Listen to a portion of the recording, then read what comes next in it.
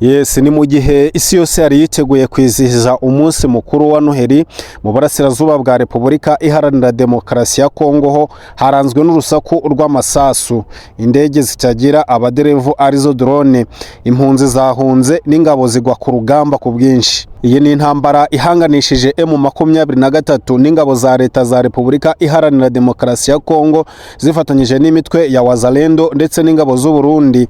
Iyi ikaba yakomeje kwaguka mu ntara ya Kivu y'Amajyepfo cyane cyane muri teritwari ya Fizi ndetse no mu bice bikikije Uvira. Ku itariki 24 Ukuboza 2025, umunsi umwe mbere y'uko Noheli iba, habaye imirwano ikomeye cyane muri centre ya Makabola muri teritwari ya Fizi. Ingabo za FRDC zifatanyije na Wazalendo zagabye ibitero ku barwanyi ba M23 mu duce dutandukanye turimo Makabola ya mbere n'iya kabiri, Kiringi ndetse na Kirambi. Iyi mirwano yamaze umunsi wose hifashishijwe intwaro ziremereye za drone z'intambara. Ibyo byatumye abaturage benshi bahunga. Abaturage bo muri Makabola n'utundi duce duhana imbibi nka Bangwi, Kansenya na Kirambi, aba bahungiye mu bice bisa nkaho bitekanye kurushaho, cyane cyane mu mujyi wa Uvira. Amakuru ava muri Fizi agaragaza ko leta ya Repubulika Iharanira Demokarasi ya Kongo yakomeje kongera ingabo n'ibikoresho muri iyi teritwari, cyane cyane mu duce twa Swima na Munene. Hifashishwe kandi n'indege n'ubwato binyura mu kiyaga cya Tanganyika.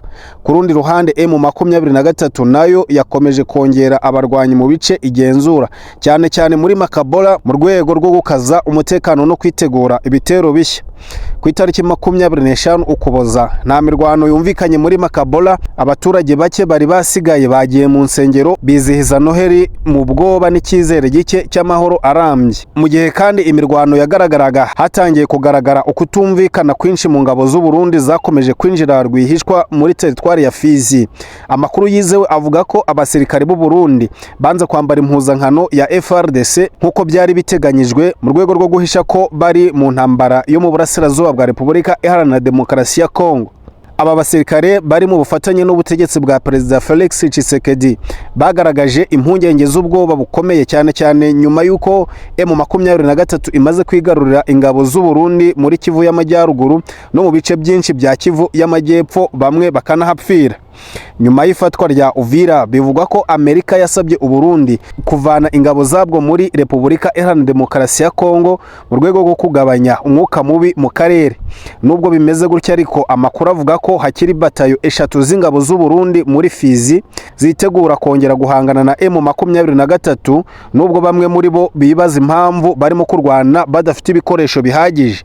Abasirikare bagaragaje kandi ubwoba ko mu gihe Baraka yafatwa na M23 hakurikiraho Kalemi, ibyo bigatuma batazabona inzira yo gutaha mu Burundi. Nubwo hari amakuru avuga ko u Burundi bushaka gutangaza ko bwavanye ingabo zabwo muri Repubulika Iharanira Demokarasi ya Kongo, hari impungenge ko hari amayeri yo gusigayo abasirikare bambaye impuzankano ya FRDC. Izi ntambara zimaze iminsi zasize u Burundi butakaje abasirikare bakuru, kubera ko ku itariki 24 z'Ukuboza mu mwaka wa 2025 Lieutenant Colonel Patrice Manirakiza yapfiriye mu Burundi nyuma yo kumara ibyumweru bitatu avurwa ibikomere yakuye mu gitero cya drone bagabweho na M23 ku itariki 6 Ukuboza 2025 muri centre ya Luvungi, aho yari ayoboye batayo ya 18 y'ingabo z'u Burundi. Nyuma yo gukomereka bikabije yajyanwe mu bitaro bya Tanganyika Care, ariko abaganga baje gutangaza ko ibisebe bye byabaye bibi cyane, banasaba ko ajyanwa kuvurirwa mu Buhinde. Icyakora ubuyobozi bukuru bw'igisirikare ntibwabyemera. Amakuru ava i Bujumbura avuga ko hari n'abandi basirikare benshi bari gupfira mu bitaro kubera kubura ubuvuzi bukwiriye. Uyu musirikare yiyongereye ku bandi bapfiriye muri intambara barimo Lieutenant Colonel Atanas Minani. Uyu yapfuye ku itariki 4 Ukuboza mu mwaka wa 2025. Nawe yarashwe na drone ya M23 mu gace ka Rubarika. Abasirikare 3 bamurindaga nabo bahita bapfa. Nubwo ingabo nyinshi z'u Burundi zatashye hagati y'itariki 14 na 17 Ukuboza muri uyu mwaka nyuma y'ifatwa rya Uvira, ibikorwa by'u Burundi muri Repubulika Iharanira Demokarasi ya Kongo byo ntibyahagaze. Kuri ubu ngubu Perezida Evariste Ndayishimiye yategetse urubyiruko rw'imbonerakure rwari ruri muri Repubulika Iharanira Demokarasi ya Kongo kugumayo no gucunga ibirombe bya zahabu, cyane cyane muri Fizi na Uvira.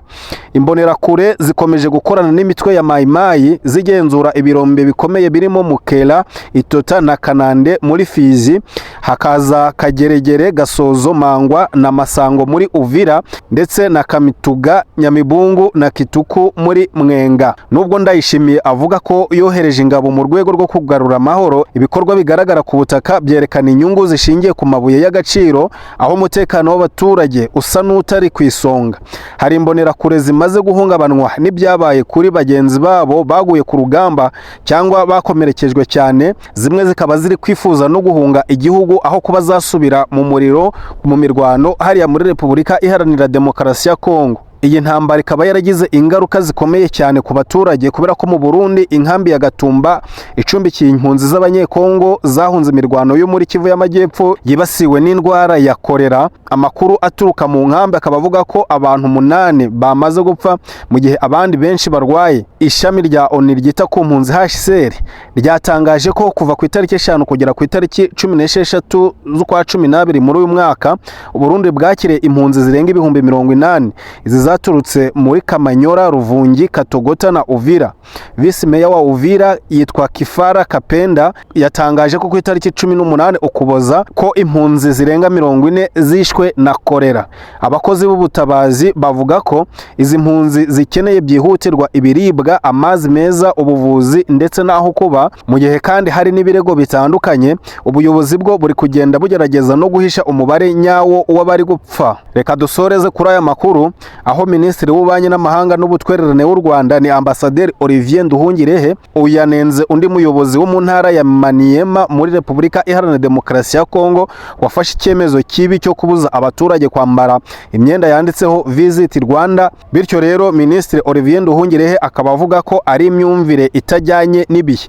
Uyu meya w'umujyi wa Kindu yitwa Augustin Atiku Mulamba yabwiye abaturage ko kwambara iyo myenda byafatwa nk'uburyo bwo kwamamaza u Rwanda, yaba mu buryo buziguye cyangwa butaziguye, bityo ko ngo bagomba kugaragaza urukundo n'ubudahemuka ku gihugu cyabo. Uyu Mulamba yaburiye abaturage ko uzafatirwa mu myenda yanditseho Visit Rwanda azahita hanishwa ibihano bikomeye cyane.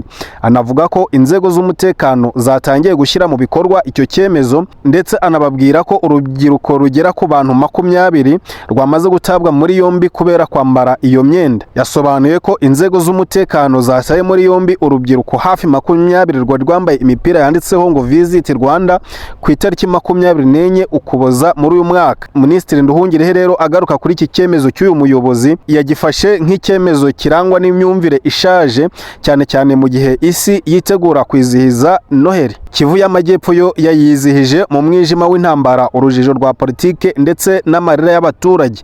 Imirwano ya M23, uruhare rw'u Burundi n'ingabo za Repubulika Iharanira Demokarasi ya Kongo ndetse n'ingaruka zayo ku baturage n'impunzi, ibyo byerekana ko ikibazo cyo mu burasirazuba bwa Repubulika Iharanira Demokarasi ya Kongo kitarabona igisubizo cya politike kirambye, kandi ko buri munsi gikomeza gusiga ibikomere byimbitse muri aka karere.